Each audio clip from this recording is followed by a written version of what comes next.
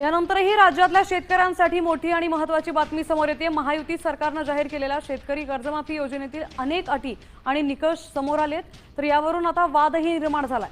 36,000 कोटींच्या या कर्जमाफी योजनेचा लाभ राज्यातल्या 56 लाख शेतकऱ्यांना होणार असल्याचा दावा सरकारने केला असला तरी प्रत्यक्षात सुमारे 17 लाख शेतकऱ्यांचंच संपूर्ण कर्ज माफ होणार असल्याचं समोर आलंय। नमस्कार शेतकरी बांधवांनो, आजची बातमी महाराष्ट्रातील प्रत्येक शेतकऱ्यासाठी अत्यंत महत्त्वाची आहे। कारण राज्यातील शेतकरी कर्जमाफीबाबत मोठी अपडेट समोर आली आहे।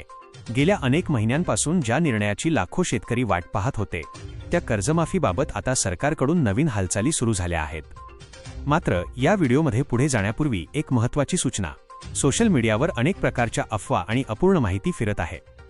त्यामुळे कोणतीही माहिती अधिकृत शासन निर्णय, GR, शासनाची अधिकृत घोषणा किंवा संबंधित विभागाच्या अधिकृत माहितीनुसारच तपासावी।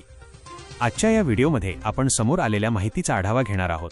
शेतकरी बांधवांनो, महायुती सरकारने सुमारे 36,000 कोटी रुपयांच्या शेतकरी कर्जमाफी योजनेचा निर्णय जाहीर केल्याची चर्चा सुरू आहे। सरकारच्या दाव्यानुसार लाखो शेतकऱ्यांना याचा लाभ मिळणार असल्याचे सांगितले जात आहे। मात्र दुसरीकडे अनेक तज्ज्ञ आणि विरोधी पक्षांकडून या योजनेतील अटी शर्तींवर प्रश्न उपस्थित केले जात आहेत। यामध्ये सर्वात मोठा मुद्दा म्हणजे सरसकट कर्जमाफी होणार का, हा आहे। अनेक शेतकऱ्यांना वाटत होते की प्रत्येक शेतकऱ्याचे 2 लाख रुपयांपर्यंतचे कर्ज पूर्णपणे माफ होईल, पण समोर येणाऱ्या माहितीनुसार पात्रतेनुसारच लाभ मिळण्याची शक्यता व्यक्त केली जात आहे। आता सर्वात मोठा प्रश्न, कोणत्या शेतकऱ्यांना लाभ मिळू शकतो? समोर आलेल्या माहितीनुसार पीक कर्ज घेतलेल्या आणि शासनाने निश्चित केलेल्या अटी पूर्ण करणाऱ्या शेतकऱ्यांना प्राधान्य दिले जाऊ शकते। तसेच काही प्रकरणांमध्ये नियमित कर्जफेड करणाऱ्या शेतकऱ्यांसाठी प्रोत्साहनपर अनुदानाचाही विचार केला जात असल्याची चर्चा आहे। शेतकरी बांधवांनो, अनेकांच्या मनात आणखी एक प्रश्न आहे, जर कर्ज 2 लाखांपेक्षा जास्त असेल तर काय होईल? याबाबत चर्चेत असलेल्या माहितीनुसार 2 लाख रुपयांपर्यंतची मर्यादा लागू असल्यास त्यापेक्षा जास्त रक्कम शेतकऱ्याला स्वतः भरावी लागू शकते। मात्र याबाबत अंतिम नियम शासनाच्या अधिकृत आदेशानुसारच निश्चित होतील। तसेच काही ठिकाणी अशी माहिती समोर येत आहे की थकीत पीक कर्ज असलेल्या शेतकऱ्यांनाच प्राधान्य दिले जाऊ शकते। मुदत कर्ज, वाहन कर्ज किंवा इतर प्रकारच्या कर्जांना या योजनेत समाविष्ट केले जाणार नाही, अशीही चर्चा आहे। मात्र यासाठी अधिकृत GR पाहणे आवश्यक आहे। शेतकरी बांधवांनो, जिल्हानिहाय लाभार्थी यादी तयार करण्याचं कामही काही बँका आणि प्रशासनाकडून सुरू असल्याची माहिती समोर येत आहे। आधार पडताळणी, बँक खाते पडताळणी आणि कर्ज खात्याची माहिती तपासण्याची प्रक्रिया सुरू असल्याचे सांगितले जात आहे। म्हणूनच तुम्ही तुमचे बँक खाते, आधार लिंकिंग, मोबाईल नंबर आणि आवश्यक कागदपत्रे अद्ययावत ठेवणे गरजेचे आहे। याशिवाय अनेक शेतकरी विचारत आहेत, 50,000 रुपये प्रोत्साहन अनुदान कोणाला मिळू शकते? याबाबतही विविध माहिती समोर येत आहे।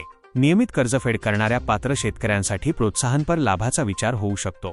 मात्र याचे अंतिम निकष शासन स्पष्ट करेल। शेतकरी बांधवांनो, या योजनेबाबत अजून काही महत्त्वाचे मुद्दे आहेत। पात्रता शासनाच्या नियमांनुसार निश्चित होईल। पीक कर्जाला प्राधान्य दिले जाऊ शकते। लाभार्थी यादी जिल्हानिहाय प्रसिद्ध होऊ शकते। बँक पडताळणी पूर्ण झाल्यानंतरच लाभ मिळण्याची शक्यता आहे। अंतिम निर्णय शासनाच्या अधिकृत GR नुसारच लागू होईल। त्यामुळे कोणत्याही अफवांवर विश्वास ठेवू नका। 2 दिवसांत पैसे येणार, सर्वांचे कर्ज माफ झाले, यादी लागली अशा अप्रमाणित संदेशांपासून सावध राहा। शेतकरी बांधवांनो, जर शासनाकडून अधिकृत लाभार्थी यादी जाहीर झाली तर ती सर्वप्रथम तुमच्यापर्यंत पोहोचवण्याचा आम्ही प्रयत्न करू। मित्रांनो, शेती हा आपल्या राज्याचा कणा आहे। त्यामुळे शेतकऱ्यांना दिलासा देणारा कोणताही निर्णय हा महत्त्वाचा असतो, पण त्याचवेळी योग्य आणि अधिकृत माहिती मिळणेही तितकेच आवश्यक आहे। आम्ही पुढे ही कर्जमाफी, नमो शेतकरी योजना, पीक विमा, PM किसान, लाडकी बहीण योजना आणि इतर सर्व सरकारी योजनांच्या अपडेट्स तुमच्यापर्यंत सर्वात आधी पोहोचवत राहू। जर हा व्हिडिओ तुम्हाला उपयुक्त वाटला असेल तर व्हिडिओला लाईक करा, आपल्या इतर शेतकरी मित्रांपर्यंत शेअर करा आणि अशाच महत्त्वाच्या अपडेट्ससाठी आपल्या चॅनलला सबस्क्राईब करायला विसरू नका। धन्यवाद।